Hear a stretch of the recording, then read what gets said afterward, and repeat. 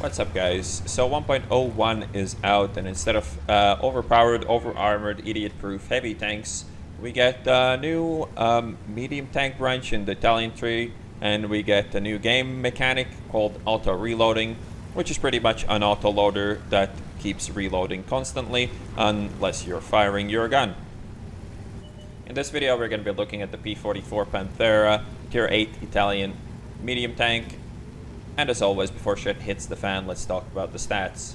We're comparing this to the Prokhorovka, as it's the only tank really worth comparing this to. So we start off with 1400 hit points, view range of 380 meters, top speed forward 60, backwards 20, power to weight of 22.22, tank traverse of 56.31, effective traverse you can see here. Terrain resistance, really bad compared to the premium, pretty much 2 times worse in every aspect, and of course you can't see this in game.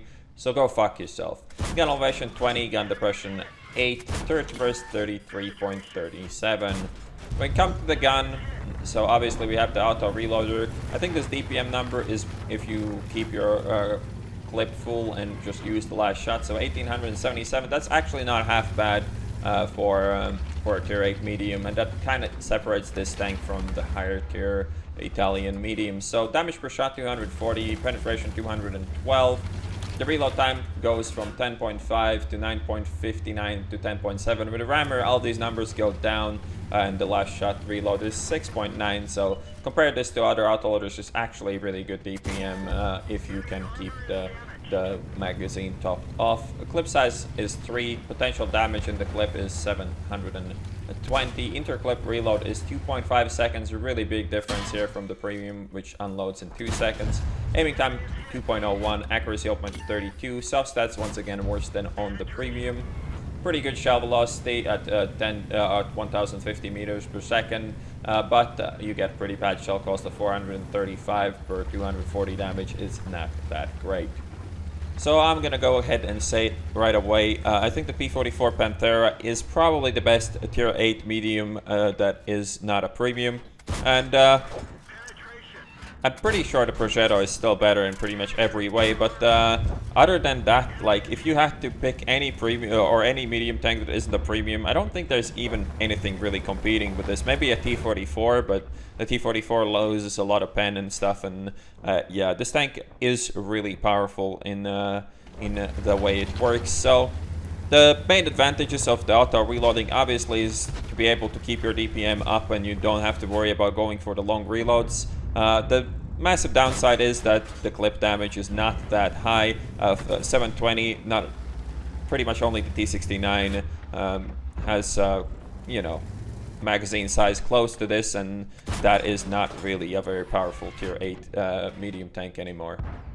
So if you didn't notice already, we're playing Prokhorovka. I'm shooting like a potato, that you probably did notice. But yeah, 357 game on Prokhorovka, pretty much where this tank shines. It's also in counter. Our team is putting pressure on the cap circle. I feel like in 1.0 they kind of balanced out Prokhorovka way more with giving the enemy team pretty solid bridge on the hill, but in this game the enemy team isn't really using it, and they also don't really have anybody in the middle, so we're kind of getting a freebie here on all these lower tier shitters, and you know, I'm just doing my best to abuse that. Didn't really want to shoot the VK because of the DPM. If you keep only one shot in your clip and go for you know, shot every time you're reloading, that's gonna be really bad DPM, and you're gonna feel pretty bad about how little damage you can do. That's a pretty cool balancing act that you have to find. Very often it is actually good to shoot that one shot out because you know, it's better to do damage than just to load up your clip for someone later, especially when you have targets that are, you know, exposed or in a good spot for you to do damage to. So we keep shooting like a potato against that 12T. Apart from that one shot was pretty dope, but that was the only shot that was pretty dope. A lot of really bad shooting against that guy. At least he does reset the cap, and we have a friend here. And now we're gonna wait. There's absolutely no point shooting a guy that's in the middle of the fucking open with only one shot. So we're gonna wait for the 3 shots for the 720 damage, and hopefully bait his shot so we can actually aim ours. So we do exactly that, and we are loaded now for all 3. And we're definitely gonna be able to put that 720 damage right in his front, and that works out perfectly for me. But yeah, finding that balance on when to shoot and when not to shoot can be quite tricky, and definitely I've been on the wrong side of the decision making. For instance, here I definitely shoot here, as he's gonna peek up, shoot, and fuck off. There's no way I'm ever gonna load the second shot, so we definitely go for the one shot, even though we cripple our DPM for the next like, you know, 15 to 20 seconds. Also, a nice feature in 1.0, that fucking train there doesn't even have any hitbox. You can shoot through that with HE, so you know, thumbs up Wargaming for your awesome hitboxes once again. Also, an interesting fact, those oil tankers, you can shoot, if you shoot them once and they blow up, you can also shoot through them with HE, while the same kind of tankers on ends, you can see the outline through them at all times, but you can't shoot through them ever. So very consistent, very Wargaming-like, so hats off and 10 out of 10. So 357 matchmaking is doing its thing. We're just shitting on these lower tier plebs quite rapidly, already at 3.4k damage and 1600 assisted. We're not really winning, so our team is pretty fucking awful. That's kind of what you need to have like these monster games. You need your team to suck, and you need the enemy team to also be bad, which they are. Their tier 8s really aren't doing anything. The Pantera is sitting on the back of the hill, not really doing anything. The Prius was playing the one line, so that's also pretty bad. So yeah, our team is bad, the enemy team is bad, and that lets me just farm them for days, which is exactly what you need, like I said, for these monster carries. Also, this map is very solid, obviously, for a tank like this. So we're not only we have the perfect map, the perfect matchmaking, the slow game, and the perfect kind of enemies and teammates. Literally everything lines up here, and it's not really, I haven't really been under pressure. I had to take that one IS hit to kill the IS-2 because we didn't really want him to sit down there and proxy us for the rest of this game. But other than that, we really haven't taken any risks. We took the 12D shot, but the fact that our team always kept up the cap pressure was a very, very good thing for me and our team. They always have to be worried about resetting it, and as long as we don't cap, this is pretty much the perfect scenario so far, the perfect game so far for me. Now we make another poke on the hill, and that tracking shot is absolute gold.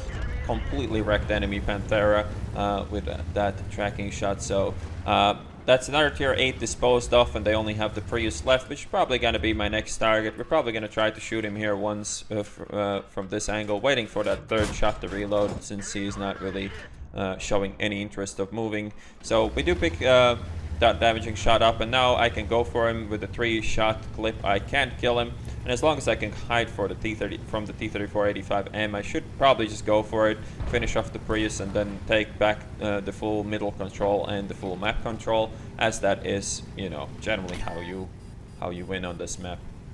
One thing these tanks though require is just patience, especially when you first start playing these. When you switch from tier 8 to tier 9, and when you switch from tier 9 to 10, you gotta improve your patience quite a lot, because if you run out of patience in these tanks and you start shooting way too much and way too early, you're not really gonna have that impact, because the DPM is so low with one shot only. And now 720 hit points, 720 average in the clip, and we start off with a low roll.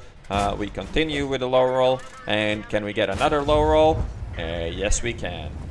Nice.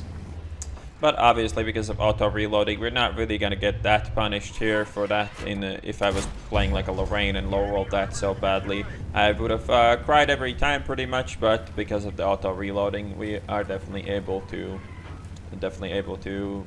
make that T-34 disappear reasonably quickly still. So now we have the middle control, and we know where the 2 of their guys are, and as long as their Arty isn't on the one line, we should be able to clean this up reasonably rapidly. Also, the only time Arty is useful is to resetting cappers that are needlessly capping to try to rob you from the rest of the damage and the rest of the kills. So the only time in the fucking living history where Arty did something good is killing the capping shitter. That's the only time they did something good, ever. Alright, so this should be smooth sailing from here on out. The Comet is tracked. We're just gonna go and finish him off. I only have 1 shot left. I could shoot this guy, but I figure, why is the point? Let's just wait for the second shot. Probably the wrong call, but as it turns out, the Arty is right next to me. I couldn't see him because, you know, Arty. Now he's trying to cross, so we're just gonna finish him off with a tracking shot and another shot. So this worked very well for me to actually wait there and not go for the peak. The problem though now is that I'm a 2-shot for the T-3485M. or no, that's just a regular one. I'm a 2-shot for him, and it's gonna be really tough for me to charge across this open field without getting absolutely shit on. Taking my chances here, which probably also is a bit needless, but yeah, I mean, we know we're gonna win this, and the IKEA is pushing from behind. I only have 1 shot, so I can't really do much about that. He's still shooting at me, weirdly enough, and not the IKEA, but the IKEA is pushing in now. He's probably not gonna make it. Now we have the angle, so we should be able to do 1 shot for free, but I figured might as well just push for it now, since we have all the shots, and the reload between shots is low enough for us to be able to kill him, even if we miss one. Maybe not. Depends on how fast he shoots, but he's busy with the Comet, so we can just drive up and execute this guy and put a big fat point on this game. So one hell of a 357 farming. We get an ace tanker, we get the first gun mark, we get 9,213 XP with the 100% experience booster, 6 bones, top gun, patrol duty, high caliber, and Confederate. Ended up doing 6,375 damage, assisted for 2,234. Picked up 7 kills and the base experience of 2,047, which is actually the highest base experience on my account right now, which is kind of cool. To sum it up, the P.44 Pantera, really good tier 8 medium tank. If not the best, then definitely one of the best tier 8s you can get without actually paying real money.